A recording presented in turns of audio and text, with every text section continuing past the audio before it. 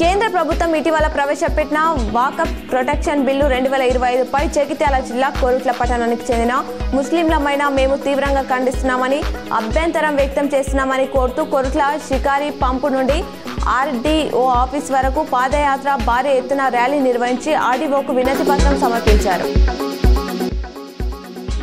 జగిత్యాల జిల్లా మెట్పల్లి పట్టణంలో మున్సిపల్ పారిశుద్ధ్య కార్మికులు అవుట్సోర్సింగ్ గత 2 నెలలుగా జీతాలు చెల్లించడం లేదని సమ్మెకు పిలుపునిచ్చారు. ఉదయం విధులను బహిష్కరించి మున్సిపల్ కార్యాలయం ముందు బటాయించారు.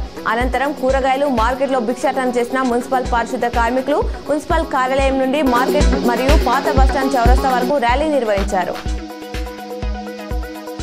జగిత్యాల జిల్లా ధర్మపురి నరసింహుని దర్శనానికి భక్తులతో పాటు క్యూ లైన్లో శునకం నిల్చుంది. పేరుకు శునకం, భక్తిలో కనకమని భక్తులచే పొగడ్తలు పొందింది శునకం.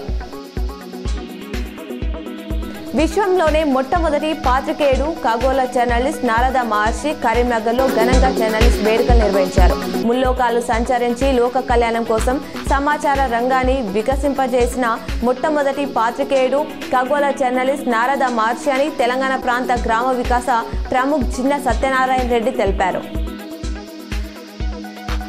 10వ తరగతిలో తంగలపల్లి మండలం మాడేపల్లి మోడల్ స్కూల్ విద్యార్థులు ఉత్తమ ప్రతిభను కనబర్చడంతో కలెక్టర్ సందీప్ కుమార్ ఝా అభినందించారు. M Akshaya 573, K Pranay 560, B Srividya 560, T Siri 559, Harshaveena 551, Gautami 550 మార్కులు సాధించినందుకు కలెక్టర్ అభినందిస్తూ ఐఐటి నీట్ లక్ష్యంగా కష్టపడి చదవాలని సూచించారు.